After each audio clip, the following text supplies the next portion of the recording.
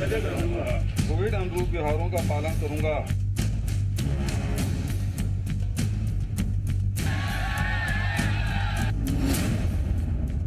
ये लापरवाही जानलेवा है।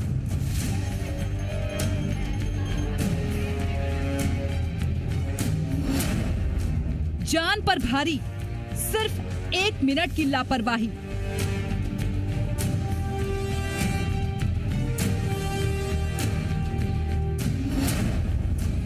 अब इलाज भी नहीं है आसान।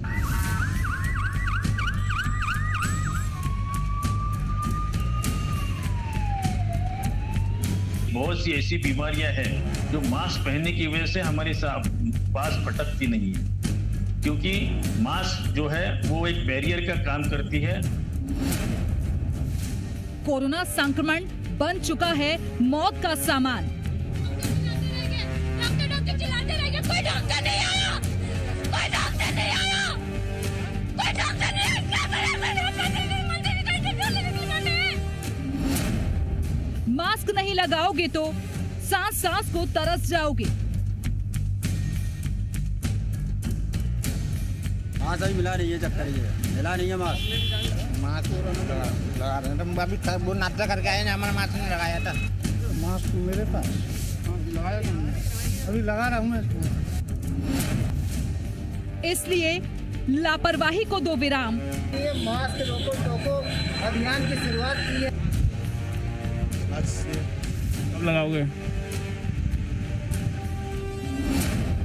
जी मीडिया का रोको टोको अभियान। नमस्कार, बहुत स्वागत है आपका। मैं हूं आपके साथ विवेक शुक्ला। रोको टोको अभियान ये वो अभियान है जिसको लिए हम सड़कों पर उतरे हैं।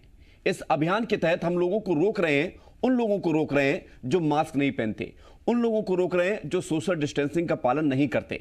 क्योंकि कोरोना के इस दौर में यदि आप नियमों का पालन नहीं करेंगे तो फिर स्थिति गंभीर जो हो रही है ये और आगे बढ़ती चली जाएगी। जी मीडिया का ये बड़ा अभियान है, क्योंकि जान है तो जहान है। और आज हालात ये हैं कि जान पर एक अदृश्य वायरस का खतरा भारी है।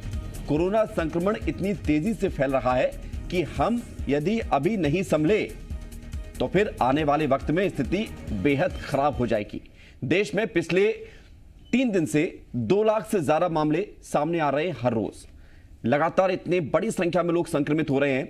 और सिर्फ देश के दूसरे बड़े राज्यों का हाल ऐसा नहीं है, देश के कई छोटे राज्य भी ऐसे हैं जो इस स्थिति का सामना कर रहे हैं। चाहे वो छत्तीसगढ़ हो, चाहे वो मध्य प्रदेश हो, चाहे वो उत्तर प्रदेश हो, बड़े हो छोटे हो, हर राज्य इस संक्रमण की बीमारी की चपेट में आ गए हैं। और स्थिति ये गंभीर हो गई है कि लोग अब इलाज के लिए चीख रहे हैं, चिल्ला रहे हैं। मौत का आंकड़ा लगातार बढ़ता जा रहा है। वक्त बहुत नाजुक है, सावधानी ही एकमात्र बचाव है। और इस बार संक्रमण की रफ्तार इतनी तेज है कि यह वायरस किसी को भी 1 मिनट की लापरवाही में इन्फेक्ट कर दे रहा है। यानी कि जरा सी चूक।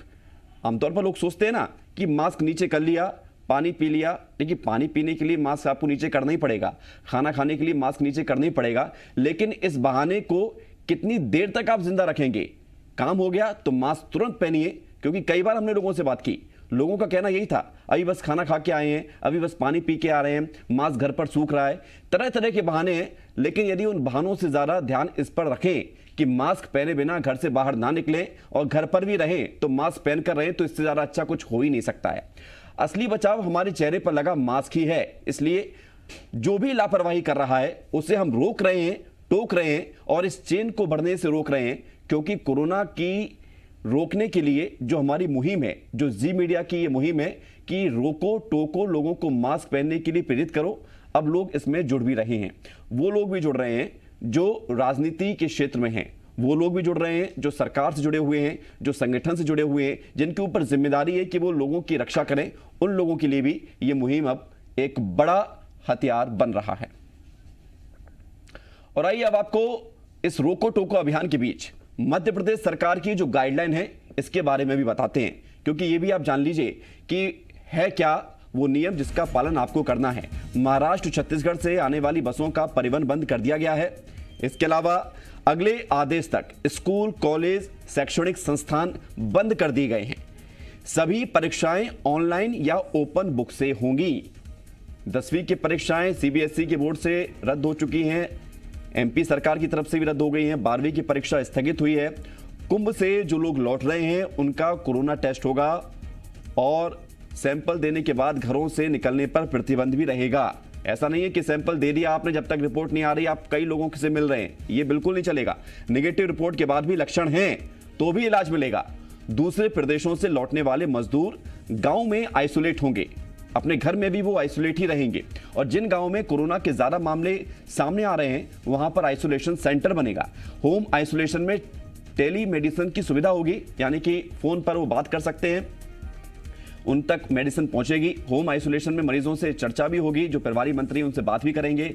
डॉक्टर्स, पैरामेडिकल स्टाफ की आपातकालीन भर्ती की जा रही है और त्योहार, उत्सव, सार्वजनिक तौर पर लोगों की भीड़, ये सब कुछ बैन है, सब मनाही है। कोरोना कर्फ्यू के लिए क्राइसिस मैनेजमेंट की कमेटी फैसला लेगी हर दिन रिव्यू करने के बाद।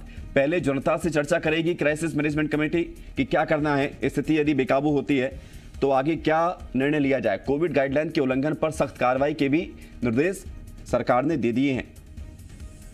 तो यदि आप सोच रहे हो कि आप कोरोना की गाइडलाइन का पालन ना करें और बचे रहें तो भी ऐसा संभव नहीं है, जुर्माना भी है और फिर आप पर कार्रवाई भी होगी, इसके लिए भी आप तैयार रहें।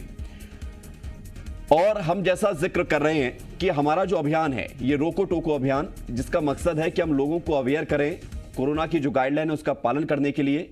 इसमें अब हम उन लोगों को भी शामिल कर रहे हैं जो सरकार से जुड़े हुए हैं और इसलिए अब हमारे साथ ब्रजेंद्र सिंह यादव, राज्य मंत्री पीएचई विभाग के, जुड़ रहे हैं। सीधे उनसे बात करते हैं। ब्रजेंद्र सिंह यादव जी, स्वागत है आपका जी मध्य प्रदेश छत्तीसगढ़ में। नमस्कार साहब। यादव जी, कोरोना बड़ा अलग अंदाज में ना सिर्फ मध्य प्रदेश में पूरे देश भर में फैल रहा है। अब सवाल यह है कि कोरोना की रोकथाम को लेकर जो गाइडलाइन है सरकार की वो तो सामने आ गई है, लेकिन जी मीडिया भी एक बड़ा अभियान पिछले वर्ष भी चलाया था, लोगों को रोका था, लाखों लोगों को हमने टोका था और मास्क पहनने के लिए कहा था। एक बार फिर से अब इस अभियान को हमने शुरू कर दिया है और आप जैसे लोगों को हम इसमें शामिल भी कर रहे हैं ताकि लोग और ज्यादा सचेत हो सके, सतर्क हो सके। तो सबसे पहला यही है कि क्या कहेंगे इस पर आप?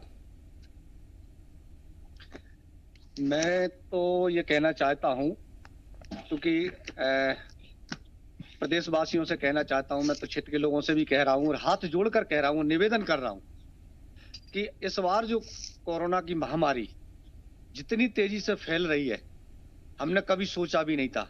पिछली बार जो महामारी हमारे देश में फैल रही थी या हमारे प्रदेश की बात करें और मैं अपने जिले की बात कर रहा हूं तो बहुत स्लो थी, मतलब इतनी तेजी से नहीं थी और बहुत कम लोग एक्टिव हुए थे, यहाँ कम लोगों को कोरोना हुआ था। लेकिन इस बार तो मैं सुनकर मैं खुद इतना परेशान हूं, दुखी हो जाता हूं कि इतनी तेजी से और इतनी जल्दी, जैसा कि मैं उदाहरण के तौर पे कहना चाहता हूं कि पिछली बार मुझको भी हो गया था लेकिन मेरे परिवार में किसी को नहीं हुआ था, जबकि मैं 24 घंटा परिवार के साथ रहता था।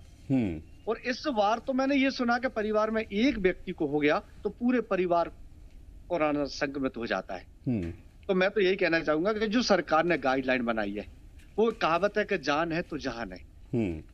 अब क्या हो गया कि कोरोना को लगभग 1 साल से ज्यादा समय हो गया, अब लोग उसको बड़े हल्के में ले रहे हैं, समझ नहीं रहे। समझ कौन रहे? जिनके घर में ये बीत रही है, जिनके लोग इस बीमारी से जूझ रहे हैं और स्थिति देख रहे हैं कि आज ये हालत है कि बड़े बड़े हॉस्पिटलों में जगह नहीं मिल रही, कहीं प्रॉब्लम आ जाती है कि ऑक्सीजन की कमी है, कहीं कहते हैं वेंटिलेटर की कमी है। तो जो लोग संक्रमित हो रहे हैं और जो परेशान हो रहे हैं केवल वही समझ रहे हैं, बाकी अन्य लोग आज भी नहीं समझ रहे। और जबकि हम लोग, पूरी सरकार ये बार बार निवेदन कर रही है सबसे कि भैया घर में रहो, सुरक्षित रहो और इसका कोई इलाज नहीं है। एक ही इलाज है कि अगर आप सावधानी बरत लोगे तो समझ लो वो उससे बड़ा इलाज कुछ नहीं है आपके लिए। अगर सावधानी से आप रह लोगे, घर में रह लोगे, ठीक है। लोग बाग आजकल ब्याह शादी भी चल रही है, टीका फलदान भी हो रहा है और भी कई कार्यक्रम हो रहे हैं। तो हम तो लोगों से ये कह रहे हैं भैया जान है तो जहान है। अगर हम रहेंगे तो ये दुनिया है, हम दुनिया में फिर आते जाते रहेंगे, सब लोगों से मिलते जुलते रहेंगे। ये बात तो आप बिल्कुल ठीक कह रहे हैं ब्रजेंद्र सिंह यादव जी, जान है तो जहान है। और इसलिए हम ये अभियान भी चला रहे हैं कि लोगों को और ज्यादा से ज्यादा जागरूक कर सकें। लेकिन ब्रजेंद्र सिंह यादव जी, जिसका जिक्र आपने भी किया कि लोग जो पीड़ित हो रहे हैं, जिनके परिवार में कोरोना संक्रमित के मामले सामने आ रहे हैं, उन्हें ये एहसास हो रहा है कि बीमारी कितनी गंभीर है। ऑक्सीजन की कमी, वेंटिलेटर की कमी, रेमडेसिविर इंजेक्शन की कमी, इस तरह की भी तस्वीरें सामने आ रही हैं। लोगों को इलाज जिस स्थिति में मिलना चाहिए था वो भी नहीं मिल पा रहा है, ये आप भी जानते हैं। तो क्या सरकार की तैयारी उतनी थी नहीं, या फिर सरकार ने ये सोचा ही नहीं था कि कोरोना इस तरह से भी फैल सकता है? हाँ, नहीं, ये बात तो सही है कि चूंकि सरकार की तैयारी तो थी। क्या हुआ था कि ये अपने लगभग जनवरी फरवरी में ये बिल्कुल कम हो गया था।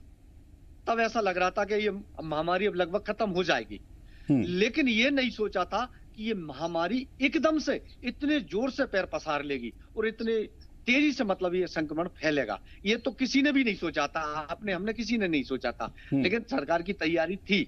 और जिस तरह से पिछली साल की जो तैयारी थी, पिछली साल के हिसाब से फुल तैयारी कर रखी थी सरकार ने। लेकिन जब अभी हमने देखा कि इतनी तेजी से फैल रहा है, तो हमने तो ये कभी सपने में भी नहीं सोचा था।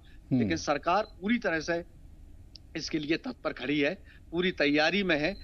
मैं अपने जिले की खुद बात करना चाहता हूँ कि मेरे जिले में जो पिछली साल मुश्किल से 2-4 केस निकलते थे, आज 100 सवा 100 केस निकल रहे हैं पर डे। ये सुन के हमको ताज्जुब हो रहा कि आखिर ये हो क्या रहा है, इतनी तेजी से महामारी कैसे फैल रही है। तो चूंकि सरकार ने व्यवस्था तो कर रखी है, लेकिन जब आप जानते हैं कि हमारा देश लगभग 135 करोड़ जनसंख्या हमारे देश की, हमारे प्रदेश की जनसंख्या 7 करोड़ से ऊपर है, तो हम ये नहीं समझ पा रहे थे कि वास्तव में इतनी तेजी से फैलेगा और इतनी जल्दी और इतनी व्यवस्था करना। ये तो आप भी जानते हैं कि चाहे आप हो या हम हो, हम सब लोग जनता की सेवा के लिए ही बैठे हैं। आप किसी रूप में कर रहे हैं, हम किसी रूप में कर रहे हैं, लेकिन जो सरकार ने तैयारी जिस हिसाब से कर रखी थी, लेकिन उससे अधिक कई गुना ज्यादा ये बीमारी फैल रही है। लेकिन तो यही सवाल है बृजेंद्र सिंह यादव मेरा आपसे, कि जब दुनिया में कोरोना की दूसरी, तीसरी, चौथी लहर आ रही थी और ऐसे अंदेशा यहाँ पर भी व्यक्त किया जा रहा था, आशंका जाहिर की जा रही थी कि भारत में भी ऐसा ही होगा, नया स्ट्रेन आ रहे थे, दक्षिण अफ्रीका वाला स्ट्रेन आया, इंग्लैंड वाला स्ट्रेन आया। तो जब इस तरह की चीजें सामने आ रही थी, तब भी हम नहीं चेते, तब भी हम सतर्क नहीं हुए, या हमने इंतजार किया कि स्थिति जैसी होगी फिर वैसा हम काम करेंगे? नहीं, सरकार तो हमेशा तैयार खड़ी थी, क्योंकि ये तो अपन ने नहीं माना था कि ये महामारी एकदम चली जाएगी और ये वापस नहीं आएगी। ये तो किसी ने नहीं सोचा था, लेकिन ये नहीं सोच पाए थे कि इतने जोर से फैलेगी। तैयारी तो पूरी थी और आज भी है। आज भी हालांकि कोई बात की कमी नहीं है, ऑक्सीजन की भी कोई कमी नहीं है, रेमडेसिविर इंजेक्शन भी हर जगह उपलब्ध करा दिए गए हैं, हर अस्पताल में पहुंच गए हैं, हर जगह ऐसा नहीं है, इलाज चल रहा है, बराबर ऑक्सीजन भी मिल रही है लोगों को, बराबर रेमडेसिविर इंजेक्शन भी लग रहे हैं। सरकार की तरफ से कोई कमी नहीं है। और हमने और भी तैयारी अपने तरफ से कर रखी है कि हमने भी ये तो कमी किस तरफ से फिर जो स्थिति बन रही है, क्या जनता की तरफ से कमी है, या आप सरकार, लोग जनता को जागरूक नहीं कर पाए, या जागरूक हुई जनता को ये भुलाने पर मजबूर कर दिया कि सब कुछ ठीक हो गया है? जनता ने जो सामना कोरोना का पिछले वर्ष किया था और जिस ढंग से किया था वो इस बार नजर नहीं आ रहा है। नहीं, ऐसा है, अगर जनता सहयोग नहीं करेगी किसी भी काम में, तो केवल एक सरकार अकेली क्या कर सकती है? उसमें सहयोग सबसे पहले जनता का चाहिए। अगर जनता हमको सहयोग करती है, सरकार को सहयोग करती है, जैसे मान के चलो आज सरकार बार बार कह रही है, ये निवेदन कर रहे हैं हम लोग, पूरी सरकार निवेदन कर रही है कि भैया किसी भी परिस्थिति में, जब ज्यादा ही परिस्थिति ऐसी लगे कि आपको बाहर निकलना है घर से, तो घर का एक व्यक्ति जाए, परिवार का सब लोग ना जाए, ब्याह शादी में ना जाए, सार्वजनिक जगह ना बैठे। लेकिन अब जब जनता ही सहयोग नहीं कर रही है, जब जनता सहयोग करेगी, तो मैं कहता हूं ये महामारी हम बहुत जल्दी काबू में पा लेंगे, बहुत जल्दी खत्म हो जाएगी। लेकिन बगैर जनता के सहयोग के कुछ नहीं कर पाएंगे हम। ये जनता माने तो सही, ये जनता को खुद सोचना चाहिए, लोगों को ये बात सोचना चाहिए कि भैया महामारी के लिए सरकार तो प्रयास कर रही है, लेकिन अगर हम उसमें सहयोग कर दें सब लोग, तो हम बहुत जल्दी इस पर काबू पा लेंगे और जनता के सहयोग से ही हर काम हम संभव कर सकते हैं। क्योंकि जब तक जनता सहयोग नहीं यादव जी, आज हम बात अब गांव की करेंगे। जनता का सहयोग तो निश्चित तौर पर बड़ी भूमिका निभाएगा इस लड़ाई में, और जनता को सहयोग करना चाहिए। और ऐसा नहीं है कि जनता सहयोग कर भी नहीं रही है, जनता सहयोग कर रही है। कुछ लोग हैं ऐसा जो इसको अभी भी हल्के में ले रहे हैं, उन्हें लग रहा है कि कोरोना वायरस सिर्फ ऐसा है कि एकदम से आ जाता है, एकदम से चला जाता है, इसका कोई मतलब नहीं है। लेकिन ऐसे बहुत कम लोग हैं, लेकिन वो लोगों के लिए खतरनाक है। अब जरा गांव की बात की जाए तो अभी गांव में भी ये वायरस पहुंचने लगा है। अशोकनगर के ही कुछ गांव ऐसे जहां पर ये वायरस पहुंचा है, स्थितियां खराब हो रही हैं। अशोकनगर में 500 से ज़्यादा मामले कोरोना के अभी एक्टिव केस हैं इस स्थिति में, और आप यहाँ के प्रभारी भी हैं, तो कंट्रोल कैसे कर रहे हैं फिर आप? हाँ, ये बात सही है कि शहरी क्षेत्र में ज्यादा है और ग्रामीण क्षेत्र में कम है अभी कोरोना। लेकिन हमने, जैसे कल मैंने मीटिंग रखी थी, सभी जो हमारे अधिकारी लोग हैं और सारे जो वरिष्ठ लोग हैं, जनप्रतिनिधि हैं, चाहे किसी समाज के वरिष्ठ हों और हमारे संत समाज के लोग हों और जो संगठन के लोग हैं, हम सबको बुलाया था कल मीटिंग में, और हमने ये कहा था कि देखो, इसमें सहयोग सरकार अकेली कुछ नहीं कर पाएगी जब तक हम सब मिलकर सहयोग नहीं करेंगे। इसमें हम सबको सहयोग करना पड़ेगा। क्यों? कि ये एक ऐसी महामारी है कि इसमें सहयोग की जरूरत है। ये कोई चुनाव नहीं है कि भैया किसी के प्रचार में जाना, किसके में नहीं जाना, किसको वोट देना, किसको नहीं देना। इसमें तो हमको सबका सहयोग करना है। विपक्ष का भी सहयोग चाहिए आपको? जी, विपक्ष का भी सहयोग चाहिए, क्योंकि विपक्ष ये कह रहा है कि आपने व्यवस्थाएं नहीं की और आपकी अव्यवस्थाओं के चलते ये स्थिति इतनी ज्यादा खराब हो गई है। नहीं, क्या है, इस टाइम पर राजनीति करने का समय नहीं है। ये समय है हमको प्रदेश को कैसे बचाना, देश को कैसे बचाना है, जनता को कैसे बचाना है। ये समय ये है, ये राजनीति करने का समय नहीं है। ये अगर वो आरोप लगा रहे तो गलत है। ये आरोप प्रत्यारोप तो बाद में लगते रहेंगे बाद में, और ये तो हमेशा की एक नीति है कि वो तो लगते रहते हैं सरकारों पे। परंतु ये समय एक ऐसा है कि यहाँ आरोप प्रत्यारोप की बात हमको किसी को नहीं करना चाहिए। इसमें केवल सहयोग की बात करना चाहिए कि हम क्या सहयोग कर सकते हैं सरकार के साथ में। ये सरकार, मतलब ये सरकार तो आप क्या सहयोग चाहते हैं? विपक्ष क्या करे? सरकार आप चला रहे हैं, सारी व्यवस्थाएं आपके हाथ में है, सारा कंट्रोल आपके हाथ में है। विपक्ष क्या करे? आपकी कमियों को नहीं बताए या फिर चुपचाप बैठे रहे घर पे? अगर कमी होती है बिल्कुल बताएं। हम ये नहीं कह रहे। अगर सरकार के अंदर व्यवस्था की कोई कमी दिखती है तो जरूर बताना चाहिए। जब तक कोई बताएगा नहीं तब तक हमको पता कैसे चलेगा? आज मान के चलो कोई मरीज जाता है और उसको अगर व्यवस्था नहीं मिलती है अस्पताल में और वो हमको बताएगा नहीं, तो हम व्यवस्था कैसे कर पाएंगे? अगर कोई हमको बताएगा कि वहाँ इंजेक्शन की कमी है, ऑक्सीजन की कमी है, बेड की कमी है, डॉक्टर्स की कमी है, स्टाफ की कमी, जब वो बताएंगे तो हम उस पर चिंता करेंगे, गौर करेंगे, बात करेंगे, हम व्यवस्था कैसे बना सकते हैं, हम उस पर प्रयास करेंगे। तो ये समय है, हमको व्यवस्था करना है, हमको व्यवस्था मिलाना है और इसमें सबको सहयोग करना है। एक छोटा सा सवाल, उसका छोटा सा जवाब मैं आपसे चाहूंगा। अवलोकन क्या किया सरकार ने? स्थिति पटरी पर है या बेपटरी हो गई है? नहीं, स्थिति तो देखो पटरी पर है। सरकार पूरी तरह से लगी हुई है। दिन रात हम लोग सब इसमें, सरकार के लोग, हम सब लोग लगे हुए हैं कि हम स्थिति और कितनी बेहतर, कितनी अच्छी और कर सकते हैं, क्या सुविधा हम दे सकते हैं। कोई भी अगर व्यक्ति संक्रमित है, हम उसको बेहतर सुविधा, बेहतर इलाज क्या कर सकते हैं, उसको कोई दिक्कत ना, कोई परेशानी ना। ठीक है सर, तो हम पूरी आप और ज्यादा मेहनत के साथ जुटे रहिए और जितना समर्थन आपको चाहिए उतना समर्थन हम अपनी तरफ से दे रहे हैं, लोगों को जागरूक भी कर रहे हैं। कोशिश हमारी यही है कि लोग नियमों का भी पालन करें, घर पर रहें, मास्क पहने और कोरोना फैलने में सहायक ना बने। बहुत बहुत शुक्रिया आपका ब्रजेंद्र सिंह यादव हमारे साथ जुड़ने के लिए। और हमारा जो अभियान है वो, उसका लक्ष्य सीधा यही है कि आपको नियमों का पालन कराना, मास्क पहनकर आपको घर से बाहर निकलना है, इस बात को बिल्कुल नहीं भूलना है। छोटा सा ब्रेक है, जल्द